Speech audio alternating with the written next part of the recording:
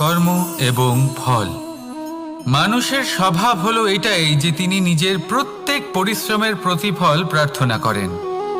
বেশিরভাগ সময় এই ফলাফলের চিন্তা করতে করতে, কল্পনা করতে করতে উনি কর্ম করতে থাকেন যে আমি এই কাজটা করলে এই ফল পাবো। সেই সব কল্পনা করতে থাকেন যা না তার হাতে আছে, না আছে অধিকার, আর না আছে নিয়ন্ত্রণ। উনি শুধু নিজের কর্ম করতে পারেন। উনি কি ফল পাবেন তা তার হাতে কখনোই নেই। তাই আপনিও শুধুমাত্র কর্ম করতে থাকুন, ফলের চিন্তা করবেন না। মনে রাখবেন, শিকড় এবং শাখা যেভাবে একে অপরের সাথে জড়িয়ে, সেইভাবেই একে অপরের সাথে জড়িয়ে কর্ম এবং ফল। যেরকম কর্ম আপনি করবেন সেরকম ফল আপনি অবশ্যই পাবেন। তাই এই ফলের আশায় কর্মের সময় কখনোই নষ্ট করবেন না, কারণ যে ব্যক্তি সময় নষ্ট করেন, সময় সেই ব্যক্তিকে অবশ্যই নষ্ট করে দেয়। কর্ম করুন নিঃস্বার্থভাবে, ফলের চিন্তা করবেন না, আর আমার সাথে ভালোবেসে বলুন রাধা রাধা। কর্ম এবং ফল। দেখতে গেলে এই সমস্ত ব্রহ্মাণ্ড এই দুইয়ের মাঝেই স্থির হয়ে আছে।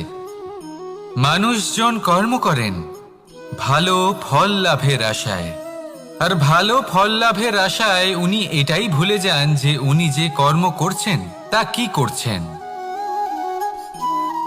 আমি বলেছিলাম কর্ম করুন ফলের চিন্তা না করে, কিন্তু কি কর্ম করছেন সেই বিষয়ে ভাবাটাও অত্যন্ত আবশ্যক।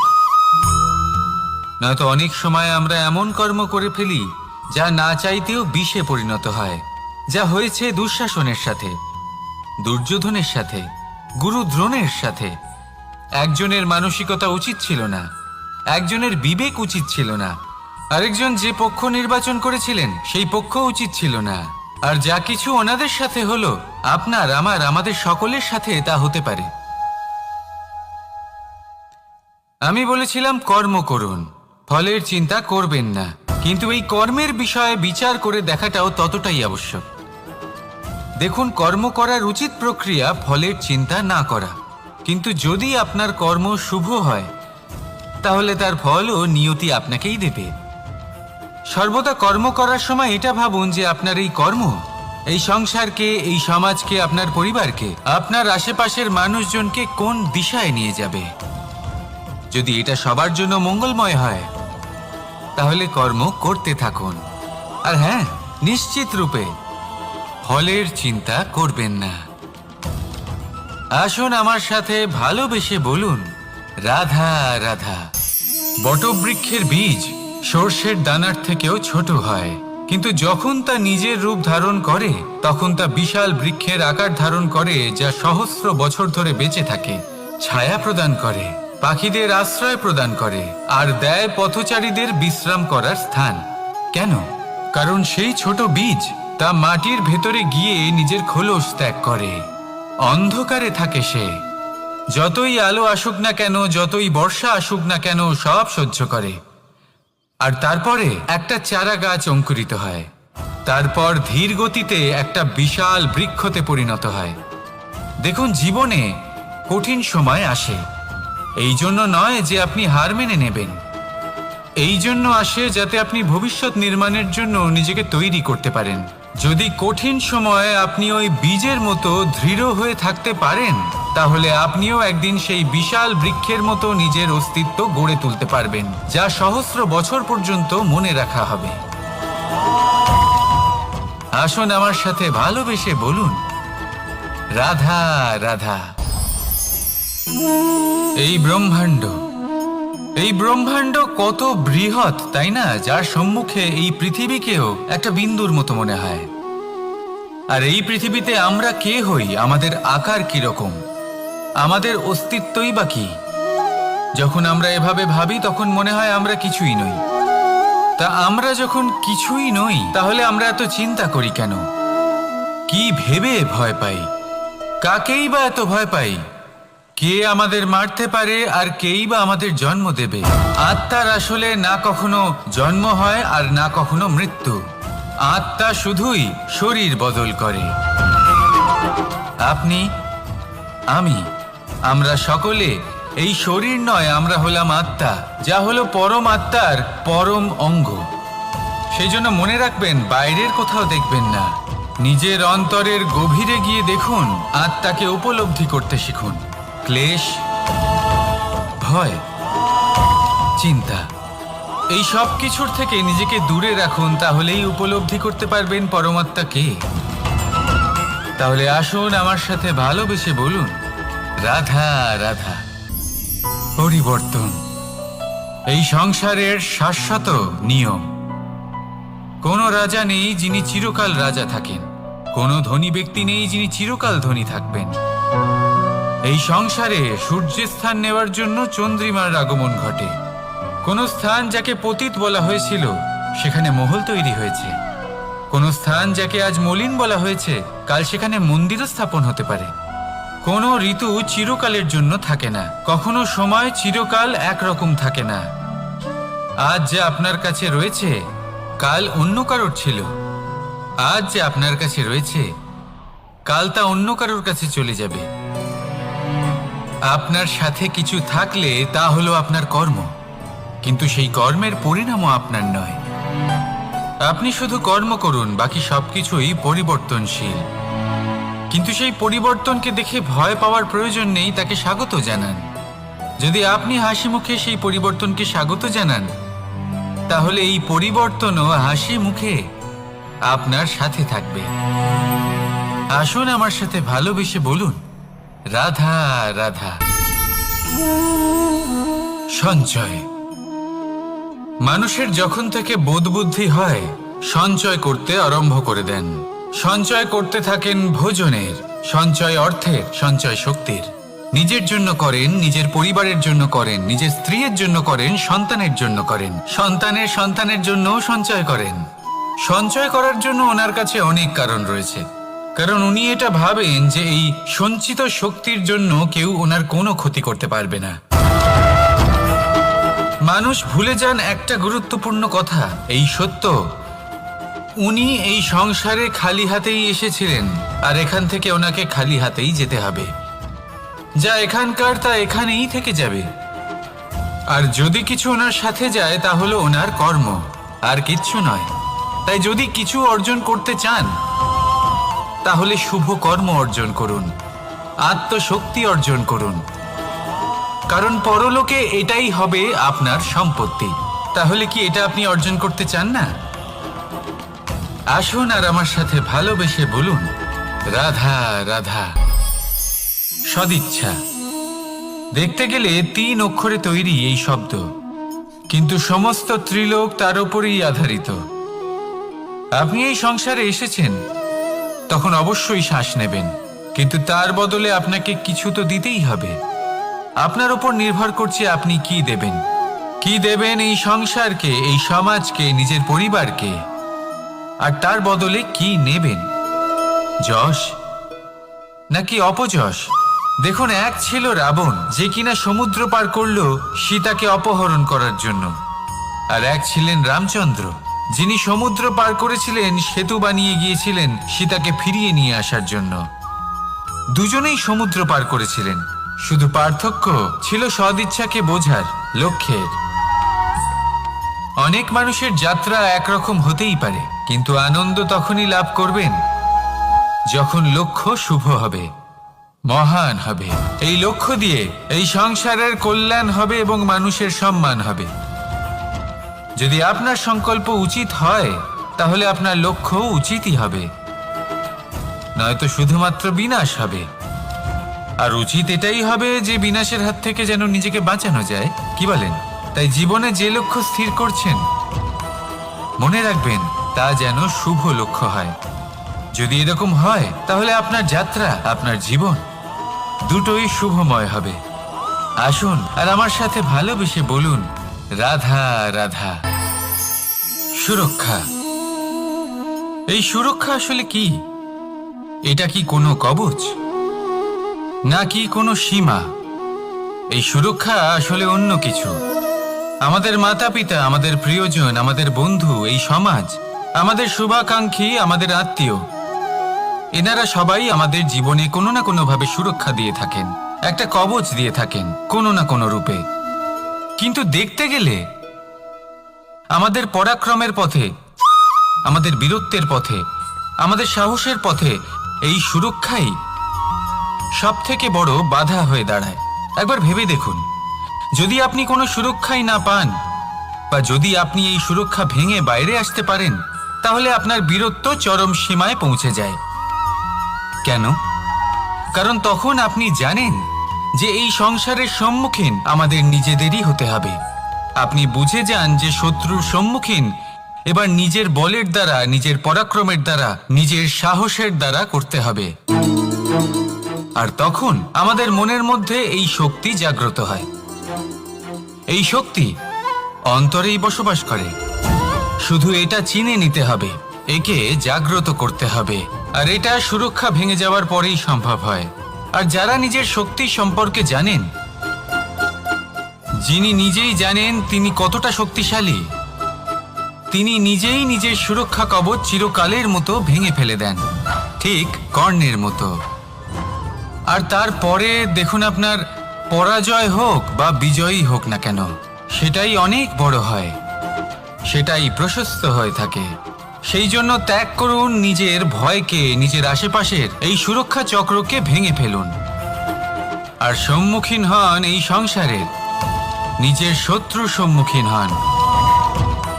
পরাক্রমের এই অঙ্কুর, তা অঙ্কুরিত হওয়ার জন্য বীজের উপরের এই কবচ, এটা ভেঙে যাওয়া অতি আবশ্যক। আসুন আমার সাথে ভালোবেসে বলুন, রাধা রাধা। যখন আমরা হাঁটতে থাকি আর আমাদের পায়ে কাঁটা বিঁধে যায়, তখন মুখ দিয়ে আহ বেরিয়ে আসে, কান্না চলে আসে, আর অনেক সময় অভিশাপও বেরিয়ে আসে। কিন্তু আমরা কি কখনো এটা এইভাবে দেখেছি, এইভাবে ভেবেছি যে আমরা যে পথে চলেছি সেই পথে কাঁটা বিঁধেছে, নাকি আমরা সেই পথ নির্বাচন করেছি যাতে শুধুই কাঁটা রয়েছে? নাকি আমরা এভাবে ভেবে দেখেছি যে এই কাঁটা আমাদের কষ্ট দিতে এসেছে, নাকি এটা আমরাই বিছিয়ে রেখেছিলাম? সাবধান থাকা উচিত ছিল, কারণ কাঁটা বিঁধলে যন্ত্রণা হবে, চিৎকার করে ফেলতে পারি, মুখ থেকে অভিশাপও বেরিয়ে আসতে পারে। কিন্তু এই অভিশাপ শুধুমাত্র আমাদের তরফ থেকে অভিশাপ হয়, সামনের ব্যক্তিটির ওপরও নির্ভর করে। এবার সেই ব্যক্তি যদি এমন হয় যে ফুল আর কাঁটা এই দুই সমানভাবে গ্রহণ করতে পারে, তার কাছে অভিশাপও বরদানে পরিণত হয়। শেষ পর্যন্ত ব্যাপারটা দাঁড়ায় ভাবনা, চিন্তা, দৃষ্টিভঙ্গির ওপর। কারণ আপনার এই ভাবনাই সত্যি হয়ে সামনে আসে। সেই জন্য এই ভাবনা, চিন্তা, মানসিকতাকে গুরুত্ব সহকারে দেখবেন। এই বিবেচনা নিয়ে বিবেচনা করতে শিখুন। আমার কথার অর্থ হলো যে জীবনে যখন এরকম কিছু একটা ঘটবে, তখন ভেবে দেখুন যে এরকম কেন হলো। আপনি কি এমন কোনো কর্ম করেছিলেন যার কর্মফল এটা? এমন কোনো কাজ যা অনুচিত ছিল, অসত্য ছিল, যা অভদ্রতার কারণ ছিল? ভেবে দেখা প্রয়োজন। দেখুন, ইচ্ছে হলো আপনার যে আপনি কি করতে চান, ভাবনা আপনার, সত্য আপনার, জীবন আপনার, সিদ্ধান্ত আপনার। আসুন আর আমার সাথে ভালোবেসে বলুন, রাধা রাধা। সময়, এই সময় আসলে কি? এই সময় একটা সরল রেখা তো কখনোই নয়। সময় হলো একটা চক্র, যেখানে এর আদি সেখানেই হলো এর অন্ত, আর যেখানে তা শেষ হয় সেখান থেকেই তার শুরু হয়। এই সময় একটা অত্যন্ত বিচিত্র চিন্তা, বিচিত্র ভাবনা, একটা বিচিত্র বস্তু যা কেউ বুঝতে পারেন না। এই সময়ের লীলা, এর কোনো প্রমাণ নেই, কোনো জ্ঞান নেই, কোনো পরিমাপ নেই। শুধু এটুকু আমরা জানতে পারি, যেখানে শেষ হবে সেখান থেকে একটা নতুন সূচনাও হবে। যা আজ আপনার কাছে আছে, কাল অন্য কারোর কাছে যাবে, তারপরে তার কাছ থেকেও অন্য কারোর কাছে যাবে, তারপরে তার থেকেও ছিনিয়ে নেওয়া হবে। এই নিয়তির একজনের কাছ থেকে অন্যজনের কাছে আদান প্রদানের এই সময় হলো আপনার সময়। এই সময়ের সদ্ব্যবহার করুন, এই সময়কে বাঁচুন। আপনাকে শুধু এটাই সুনিশ্চিত করতে হবে যে আপনি কোন পক্ষে আছেন। আর সত্যি বলতে কি, আপনার জীবনের পরিণাম নির্ভর করে আপনার নির্বাচনের ওপর। আপনি কোন পক্ষ নির্বাচন করছেন। তাহলে মনে রাখবেন, জীবনে সেই পক্ষই নির্বাচন করবেন যা চয়ন করার পরে আপনি সুখ অনুভব করবেন, আপনি সন্তোষ লাভ করবেন, প্রসন্নতা লাভ করবেন। আর আমি এটাই সুনিশ্চিত করব যে এই পক্ষ যেন শান্তির পক্ষ হয়, এই পক্ষই যেন প্রেমের পক্ষ হয়। তাহলে চিন্তা করবেন না, আর আসুন আমার সাথে ভালোবেসে বলুন, রাধা রাধা। দৃষ্টি আর দৃষ্টিভঙ্গি, এই সমগ্র লীলা হলো এই দুইয়ের। বিচিত্র হতে পারে, কিন্তু এটাই সত্যি। এবার আপনাকে একটা উদাহরণ দিয়ে বোঝাই। অনেক সময় আপনি কোনো ব্যক্তিকে এটা বলতে শুনবেন যে আমি আমার নিজের উপরে গর্ব করি, আমি নিজেকে নিয়ে গর্ব করি, আমি খুব ভালোভাবে আমার মা বাবার সেবা করি, ওনাদের আমি সবসময় সুখী রাখি, ওনাদের আমি একটা বাড়ি দিয়েছি, সকল সুখ সুবিধা দিয়েছি, ওনাদের জীবনে প্রত্যেক জিনিস দিয়েছি আর দেব যা তাদের প্রয়োজন। এবার আমাকে বলুন যে আপনি কে হন। আপনি হলেন সেই বীজ যা আপনার মাতা পিতা রোপণ করেছেন। আপনার মা বাবাই আপনাকে এই সংসারে জন্ম দিয়েছেন। এবার এইসব কথার কি তাৎপর্য? এই হলো সেই ব্যক্তির দৃষ্টিভঙ্গি। এবার দেখা যাক এই প্রকৃতি আমাদের কি শেখায়। কখনো কোনো গাছকে দেখবেন, যখন সেই গাছে ফল আসে, সে মালিকে এটা বলে না যে দেখো আমি তোমাকে ফল খেতে দিচ্ছি। সেই বৃক্ষ এটা বলে না যে দেখো আমি তোমায় আহার করতে দিচ্ছি, কারণ ও জানে যে এটা হলো সেই মালির পরিশ্রম, এটা হলো তারই কর্মের ফল, আর এটা তারই পাওয়া উচিত। সে বলে যে তোমার জিনিস তোমাকেই অর্পণ করলাম, এ আমার জিনিস নয়। ও জানে সেই মালির গুরুত্ব আসলে কি। এটা হলো তার দৃষ্টিভঙ্গি। সেই জন্য আপনি জীবনে কোন ব্যক্তির মধ্যে, কোন পশু পাখির মধ্যে, কোন প্রাণীর মধ্যে, কোন পরিস্থিতিতে, কোন আবেগের মুহূর্তে কি দেখতে পাচ্ছেন, সেটা আপনার দৃষ্টিভঙ্গির উপরে নির্ভর করছে। তাই নিজের মনে ধন্যাত্মক ভাব জাগ্রত করুন, শুভ চিন্তা নিয়ে আসুন। এই ভাবনাই সত্য হয়ে সামনে আসবে। এই দৃষ্টিভঙ্গি এমন হয়ে যাবে যে আপনার জীবনে সবকিছুই শুভ হবে। তাহলে আসুন আর আমার সাথে ভালোবেসে বলুন, রাধা রাধা। প্রতিশোধ অথবা কাউকে দুঃখ দেওয়ার ভাবনা, যদি এটা আপনার মনে থাকে, তাহলে আপনি নিজের মনেই যন্ত্রণার একটা বিশাল বৃক্ষ রোপণ করছেন, এটা মনে রাখবেন। কারণ কাউকে দুঃখ দেবার এই ভাবনা, এটা হলো সেই বীজ যা আপনার মনেই পতিত হবে, আপনার মনেই অঙ্কুরিত হবে, আর আপনার মনেই একটা বিশাল বৃক্ষরূপে বেড়ে উঠবে। জীবন আপনার, কর্ম আপনার, কাউকে দুঃখ দেবার ভাবনা আপনার ছিল, এই বৃক্ষ হলো আপনার, তাই এর ফলও আপনিই পাবেন, যা গ্রহণও আপনাকেই করতে হবে। মনে রাখবেন, যে মানুষ এটা ভাবে যে আমি ওকে দুঃখ দেব, ওকে কষ্ট দিতে চাই আমি, সেই মানুষই দুঃখ আর কষ্ট পেয়ে থাকে। যদি সেই জায়গায় আপনি এটা ভাবেন যে আমি কাউকে সুখী করে তুলতে চাই, কাউকে সুখ প্রদান করতে চাই, তাহলে তারও বীজ আপনার মনেই রোপণ হবে, বৃক্ষে পরিণত হবে, যার ফলও আপনিই পাবেন। এখানে বিষয়টা হলো শুধু মানসিকতার চিন্তা, যা সত্য হয়ে আপনার সামনে আসে। তাহলে এই মানসিকতা শুভ করুন, সবার জন্য মঙ্গল কামনা করুন। অন্যের মনে আপনার জন্য ভালো চিন্তা থাকুক বা না থাকুক, আপনি সবার জন্য শুভ চিন্তা করে কর্ম করতে থাকুন, তাহলে আপনার সাথেও ভালোই হবে। তাহলে আসুন আর আমার সাথে ভালোবেসে বলুন, রাধা রাধা। সুখ আর অভিজ্ঞতা, এই দুই জীবনে একসাথে কখনোই আসে না। মনে রাখবেন, যেখানে সুখ থাকে সেখানে অভিজ্ঞতা থাকে না, আর যখন এই সুখ আমাদের জীবন থেকে দূরে চলে যায়, তখন আমাদের জীবনে আসে এই অভিজ্ঞতা। পরমাত্মা, প্রকৃতি, নিয়তি এই অভিজ্ঞতাকে আমাদের জীবনে পাঠান, যাতে আমরা একটা অত্যন্ত গুরুত্বপূর্ণ শিক্ষা, একটা জ্ঞান প্রাপ্ত করতে পারি। এই অভিজ্ঞতা আমাদের শেখায় যে অতীতে এমন কি হয়েছিল যা আমাদের করা উচিত হয়নি।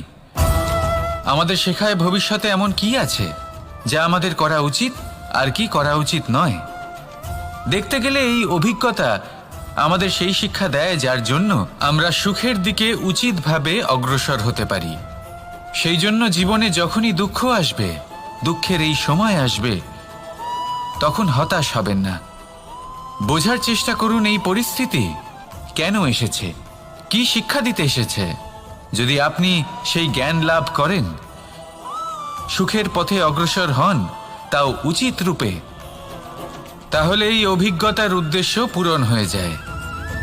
তাহলে আসুন আর আমার সাথে ভালোবেসে বলুন, রাধা রাধা। এবং ফল, মানুষের স্বভাব হলো এটাই যে তিনি নিজের প্রত্যেক পরিশ্রমের প্রতিফল প্রার্থনা করেন।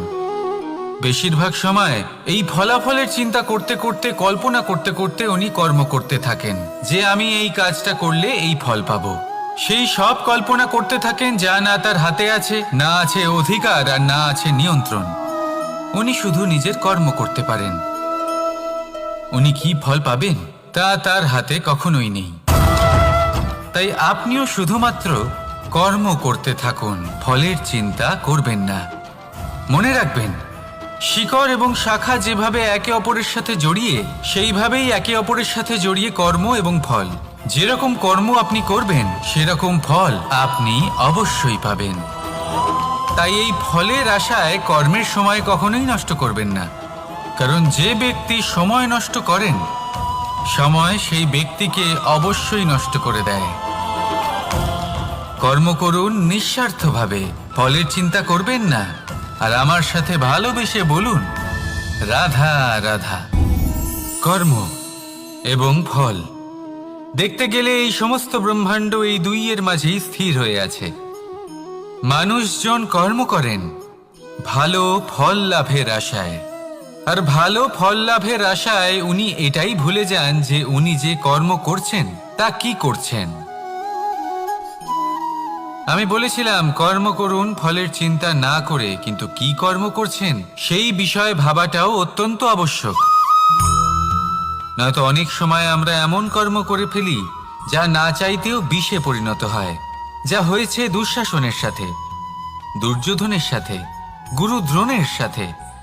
একজনের মানসিকতা উচিত ছিল না, একজনের বিবেক উচিত ছিল না, আরেকজন যে পক্ষ নির্বাচন করেছিলেন সেই পক্ষ উচিত ছিল না।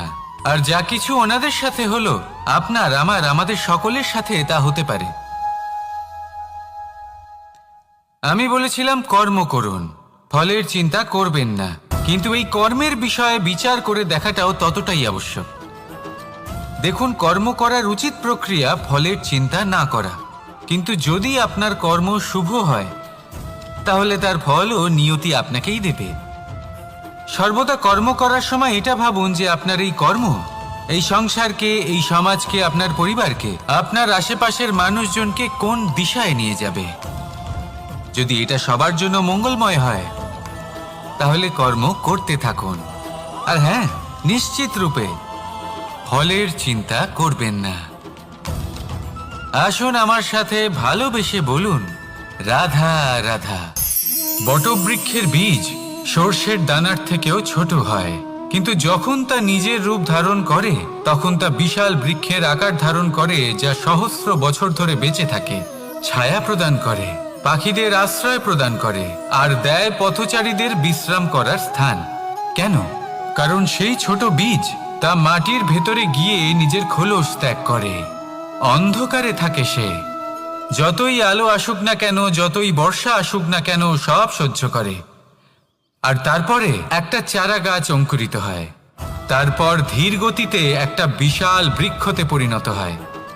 দেখুন, জীবনে কঠিন সময় আসে, এই জন্য নয় যে আপনি হার মেনে নেবেন, এই জন্য আসে যাতে আপনি ভবিষ্যৎ নির্মাণের জন্য নিজেকে তৈরি করতে পারেন। যদি কঠিন সময়ে আপনি ওই বীজের মতো দৃঢ় হয়ে থাকতে পারেন, তাহলে আপনিও একদিন সেই বিশাল বৃক্ষের মতো নিজের অস্তিত্ব গড়ে তুলতে পারবেন, যা সহস্র বছর পর্যন্ত মনে রাখা হবে। আসুন আমার সাথে ভালোবেসে বলুন, রাধা রাধা। এই ব্রহ্মাণ্ড কত বৃহৎ, তাই না? যার সম্মুখে এই পৃথিবীকেও একটা বিন্দুর মতো মনে হয়। আর এই পৃথিবীতে আমরা কে হই, আমাদের আকার কিরকম, আমাদের অস্তিত্বই বা কি? যখন আমরা এভাবে ভাবি তখন মনে হয় আমরা কিছুই নই। তা আমরা যখন কিছুই নই তাহলে আমরা এত চিন্তা করি কেন? কি ভেবে ভয় পাই? কাকেই বা এত ভয় পাই? কে আমাদের মারতে পারে আর কেই বা আমাদের জন্ম দেবে? আত্মার আসলে না কখনো জন্ম হয় আর না কখনো মৃত্যু। আত্মা শুধুই শরীর বদল করে। আপনি, আমি, আমরা সকলে এই শরীর নয়, আমরা হলাম আত্মা, যা হলো পরম আত্মার পরম অঙ্গ।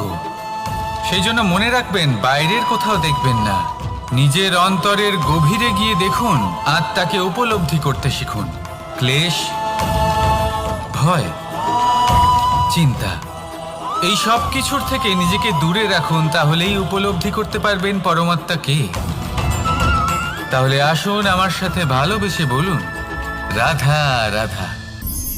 পরিবর্তন এই সংসারের শাশ্বত নিয়ম। কোনো রাজা নেই যিনি চিরকাল রাজা থাকেন, কোনো ধনী ব্যক্তি নেই যিনি চিরকাল ধনী থাকবেন। এই সংসারে সূর্যের স্থান নেওয়ার জন্য চন্দ্রিমার আগমন ঘটে। কোন স্থান যাকে পতিত বলা হয়েছিল সেখানে মহল তৈরি হয়েছে। কোন স্থান যাকে আজ মলিন বলা হয়েছে কাল সেখানে মন্দিরও স্থাপন হতে পারে। কোনো ঋতু চিরকালের জন্য থাকে না, কখনো সময় চিরকাল একরকম থাকে না। আজ যে আপনার কাছে রয়েছে কাল অন্য কারোর ছিল, আজ যে আপনার কাছে রয়েছে কাল তা অন্য কারোর কাছে চলে যাবে। আপনার সাথে কিছু থাকলে তা হলো আপনার কর্ম, কিন্তু সেই কর্মের পরিণামও আপনার নয়। আপনি শুধু কর্ম করুন, বাকি সবকিছুই পরিবর্তনশীল। কিন্তু সেই পরিবর্তনকে দেখে ভয় পাওয়ার প্রয়োজন নেই, তাকে স্বাগত জানান। যদি আপনি হাসি মুখে সেই পরিবর্তনকে স্বাগত জানান, তাহলে এই পরিবর্তনও হাসি মুখে আপনার সাথে থাকবে। আসুন আমার সাথে ভালোবেসে বলুন, রাধা রাধা। সঞ্চয়। মানুষের যখন থেকে বোধবুদ্ধি হয় সঞ্চয় করতে আরম্ভ করে দেন। সঞ্চয় করতে থাকেন ভোজনের, সঞ্চয় অর্থের, সঞ্চয় শক্তির। নিজের জন্য করেন, নিজের পরিবারের জন্য করেন, নিজের স্ত্রীর জন্য করেন, সন্তানের জন্য করেন, সন্তানের সন্তানের জন্যও সঞ্চয় করেন। সঞ্চয় করার জন্য ওনার কাছে অনেক কারণ রয়েছে, কারণ উনি এটা ভাবেন যে এই সঞ্চিত শক্তির জন্য কেউ ওনার কোনো ক্ষতি করতে পারবে না। মানুষ ভুলে যান একটা গুরুত্বপূর্ণ কথা, এই সত্য, উনি এই সংসারে খালি হাতেই এসেছিলেন আর এখান থেকে ওনাকে খালি হাতেই যেতে হবে। যা এখানকার তা এখানেই থেকে যাবে। আর যদি কিছু ওনার সাথে যায় তা হলো ওনার কর্ম, আর কিচ্ছু নয়। তাই যদি কিছু অর্জন করতে চান তাহলে শুভ কর্ম অর্জন করুন, আত্মশক্তি অর্জন করুন, কারণ পরলোকে এটাই হবে আপনার সম্পত্তি। তাহলে কি এটা আপনি অর্জন করতে চান না? আসুন আর আমার সাথে ভালোবেসে বলুন, রাধা রাধা। সদিচ্ছা। দেখতে গেলে 3 অক্ষরে তৈরি এই শব্দ, কিন্তু সমস্ত ত্রিলোক তার উপরেই আধারিত। আপনি এই সংসারে এসেছেন, তখন অবশ্যই শ্বাস নেবেন, কিন্তু তার বদলে আপনাকে কিছু তো দিতেই হবে। আপনার উপর নির্ভর করছে আপনি কি দেবেন। কি দেবেন এই সংসারকে, এই সমাজকে, নিজের পরিবারকে, আর তার বদলে কি নেবেন? যশ নাকি অপযশ? দেখুন, এক ছিল রাবণ, যে কিনা সমুদ্র পার করল সীতাকে অপহরণ করার জন্য, আর এক ছিলেন রামচন্দ্র, যিনি সমুদ্র পার করেছিলেন, সেতু বানিয়ে গিয়েছিলেন সীতাকে ফিরিয়ে নিয়ে আসার জন্য। দুজনেই সমুদ্র পার করেছিলেন, শুধু পার্থক্য ছিল সদিচ্ছাকে বোঝার, লক্ষ্যের। অনেক মানুষের যাত্রা একরকম হতেই পারে, কিন্তু আনন্দ তখনই লাভ করবেন যখন লক্ষ্য শুভ হবে, মহান হবে। এই লক্ষ্য দিয়ে এই সংসারের কল্যাণ হবে এবং মানুষের সম্মান হবে। যদি আপনার সংকল্প উচিত হয় তাহলে আপনার লক্ষ্য উচিতই হবে, নয়তো শুধুমাত্র বিনাশ হবে। আর উচিত এটাই হবে যে বিনাশের হাত থেকে যেন নিজেকে বাঁচানো যায়, কি বলেন? তাই জীবনে যে লক্ষ্য স্থির করছেন মনে রাখবেন তা যেন শুভ লক্ষ্য হয়।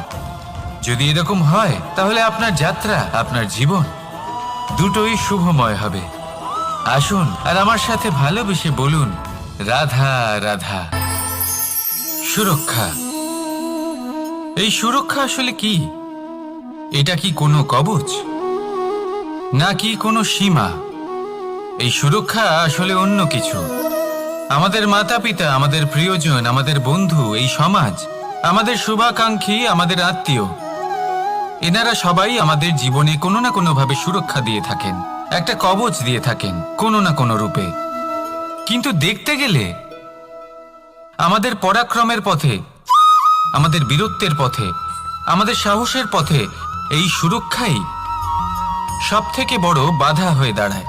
একবার ভেবে দেখুন, যদি আপনি কোনো সুরক্ষাই না পান, বা যদি আপনি এই সুরক্ষা ভেঙে বাইরে আসতে পারেন, তাহলে আপনার বীরত্ব চরম সীমায় পৌঁছে যায়।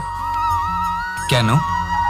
কারণ তখন আপনি জানেন যে এই সংসারের সম্মুখীন আমাদের নিজেদেরই হতে হবে। আপনি বুঝে যান যে শত্রুর সম্মুখীন এবার নিজের বলের দ্বারা, নিজের পরাক্রমের দ্বারা, নিজের সাহসের দ্বারা করতে হবে। আর তখন আমাদের মনের মধ্যে এই শক্তি জাগ্রত হয়। এই শক্তি অন্তরেই বসবাস করে। শুধু এটা চিনে নিতে হবে, একে জাগ্রত করতে হবে। আর এটা সুরক্ষা ভেঙে যাওয়ার পরেই সম্ভব হয়। আর যারা নিজের শক্তি সম্পর্কে জানেন, যিনি নিজেই জানেন তিনি কতটা শক্তিশালী, তিনি নিজেই নিজের সুরক্ষা কবচ চিরকালের মতো ভেঙে ফেলে দেন, ঠিক কর্ণের মতো। আর তারপরে দেখুন, আপনার পরাজয় হোক বা বিজয়ী হোক না কেন, সেটাই অনেক বড় হয়, সেটাই প্রশস্ত হয়ে থাকে। সেই জন্য ত্যাগ করুন নিজের ভয়কে, নিজের আশেপাশের এই সুরক্ষা চক্রকে ভেঙে ফেলুন, আর সম্মুখীন হন এই সংসারের নিজের শত্রুর সম্মুখীন হন। পরাক্রমের এই অঙ্কুর, তা অঙ্কুরিত হওয়ার জন্য বীজের উপরের এই কবচ, এটা ভেঙে যাওয়া অতি আবশ্যক। আসুন আমার সাথে ভালোবেসে বলুন, রাধা রাধা। যখন আমরা হাঁটতে থাকি আর আমাদের পায়ে কাঁটা বিঁধে যায়, তখন মুখ দিয়ে আহ বেরিয়ে আসে, কান্না চলে আসে, আর অনেক সময় অভিশাপও বেরিয়ে আসে। কিন্তু আমরা কি কখনো এটা এইভাবে দেখেছি, এইভাবে ভেবেছি যে আমরা যে পথে চলেছি সেই পথে কাঁটা বিঁধেছে, নাকি আমরা সেই পথ নির্বাচন করেছি যাতে শুধুই কাঁটা রয়েছে?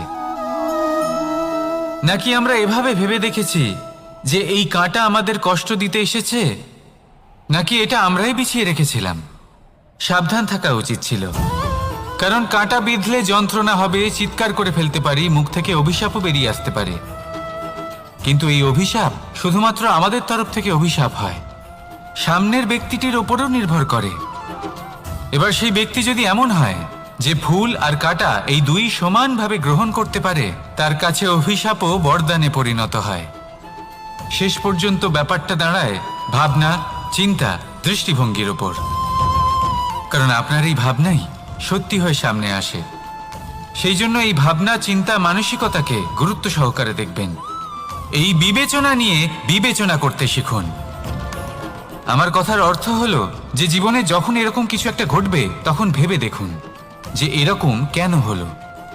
আপনি কি এমন কোনো কর্ম করেছিলেন যার কর্মফল এটা?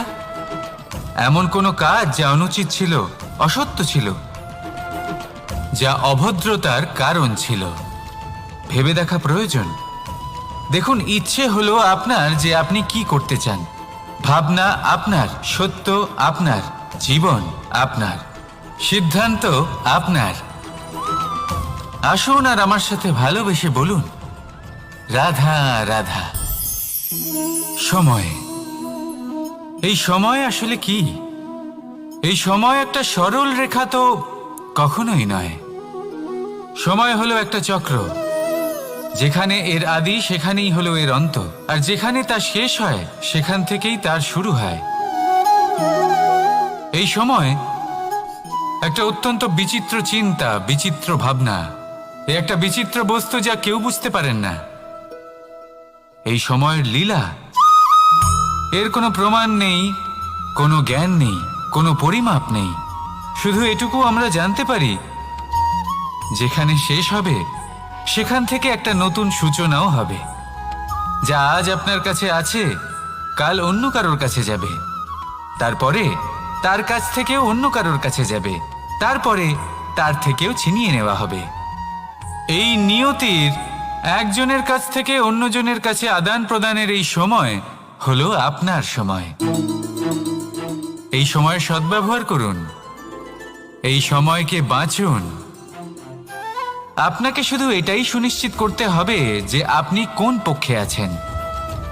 আর সত্যি বলতে কি, আপনার জীবনের পরিণাম নির্ভর করে আপনার নির্বাচনের ওপর। আপনি কোন পক্ষ নির্বাচন করছেন। তাহলে মনে রাখবেন, জীবনে সেই পক্ষই নির্বাচন করবেন যা চয়ন করার পরে আপনি সুখ অনুভব করবেন, আপনি সন্তোষ লাভ করবেন, প্রসন্নতা লাভ করবেন। আর আমি এটাই সুনিশ্চিত করব যে এই পক্ষ যেন শান্তির পক্ষ হয়, এই পক্ষই যেন প্রেমের পক্ষ হয়। তাহলে চিন্তা করবেন না, আর আসুন আমার সাথে ভালোবেসে বলুন, রাধা রাধা। দৃষ্টি আর দৃষ্টিভঙ্গি, এই সমগ্র লীলা হলো এই দুইয়ের। বিচিত্র হতে পারে, কিন্তু এটাই সত্যি। এবার আপনাকে একটা উদাহরণ দিয়ে বোঝাই। অনেক সময় আপনি কোনো ব্যক্তিকে এটা বলতে শুনবেন যে আমি আমার নিজের উপরে গর্ব করি, আমি নিজেকে নিয়ে গর্ব করি, আমি খুব ভালোভাবে আমার মা বাবার সেবা করি, ওনাদের আমি সবসময় সুখী রাখি, ওনাদের আমি একটা বাড়ি দিয়েছি, সকল সুখ সুবিধা দিয়েছি, ওনাদের জীবনে প্রত্যেক জিনিস দিয়েছি আর দেব যা তাদের প্রয়োজন। এবার আমাকে বলুন যে আপনি কে হন। আপনি হলেন সেই বীজ যা আপনার মাতা পিতা রোপণ করেছেন। আপনার মা বাবাই আপনাকে এই সংসারে জন্ম দিয়েছেন। এবার এই সব কথার কি তাৎপর্য? এই হলো সেই ব্যক্তির দৃষ্টিভঙ্গি। এবার দেখা যাক এই প্রকৃতি আমাদের কি শেখায়। কখনো কোনো গাছকে দেখবেন, যখন সেই গাছে ফল আসে, সে মালিকে এটা বলে না যে দেখো আমি তোমাকে ফল খেতে দিচ্ছি। সেই বৃক্ষ এটা বলে না যে দেখো আমি তোমায় আহার করতে দিচ্ছি, কারণ ও জানে যে এটা হলো সেই মালির পরিশ্রম, এটা হলো তারই কর্মের ফল, আর এটা তারই পাওয়া উচিত। সে বলে যে তোমার জিনিস তোমাকেই অর্পণ করলাম, এ আমার জিনিস নয়। ও জানে সেই মালির গুরুত্ব আসলে কি। এটা হলো তার দৃষ্টিভঙ্গি। সেই জন্য আপনি জীবনে কোন ব্যক্তির মধ্যে, কোন পশু পাখির মধ্যে, কোন প্রাণীর মধ্যে, কোন পরিস্থিতিতে, কোন আবেগের মুহূর্তে কি দেখতে পাচ্ছেন, সেটা আপনার দৃষ্টিভঙ্গির উপরে নির্ভর করছে। তাই নিজের মনে ধনাত্মক ভাব জাগ্রত করুন, শুভ চিন্তা নিয়ে আসুন। এই ভাবনাই সত্য হয়ে সামনে আসবে। এই দৃষ্টিভঙ্গি এমন হয়ে যাবে যে আপনার জীবনে সবকিছুই শুভ হবে। তাহলে আসুন আর আমার সাথে ভালোবেসে বলুন, রাধা রাধা। প্রতিশোধ অথবা কাউকে দুঃখ দেওয়ার ভাবনা, যদি এটা আপনার মনে থাকে, তাহলে আপনি নিজের মনেই যন্ত্রণার একটা বিশাল বৃক্ষ রোপণ করছেন, এটা মনে রাখবেন। কারণ কাউকে দুঃখ দেবার এই ভাবনা, এটা হলো সেই বীজ যা আপনার মনেই পতিত হবে, আপনার মনেই অঙ্কুরিত হবে, আর আপনার মনেই একটা বিশাল বৃক্ষরূপে বেড়ে উঠবে। জীবন আপনার, কর্ম আপনার, কাউকে দুঃখ দেবার ভাবনা আপনার ছিল, এই বৃক্ষ হলো আপনার, তাই এর ফলও আপনিই পাবেন, যা গ্রহণও আপনাকেই করতে হবে। মনে রাখবেন, যে মানুষ এটা ভাবে যে আমি ওকে দুঃখ দেব, ওকে কষ্ট দিতে চাই আমি, সেই মানুষই দুঃখ আর কষ্ট পেয়ে থাকে। যদি সেই জায়গায় আপনি এটা ভাবেন যে আমি কাউকে সুখী করে তুলতে চাই, কাউকে সুখ প্রদান করতে চাই, তাহলে তারও বীজ আপনার মনেই রোপণ হবে, বৃক্ষে পরিণত হবে, যার ফলও আপনিই পাবেন। এখানে বিষয়টা হলো শুধু মানসিকতার চিন্তা, যা সত্য হয়ে আপনার সামনে আসে। তাহলে এই মানসিকতা শুভ করুন, সবার জন্য মঙ্গল কামনা করুন। অন্যের মনে আপনার জন্য ভালো চিন্তা থাকুক বা না থাকুক, আপনি সবার জন্য শুভ চিন্তা করে কর্ম করতে থাকুন, তাহলে আপনার সাথেও ভালোই হবে। তাহলে আসুন আর আমার সাথে ভালোবেসে বলুন, রাধা রাধা।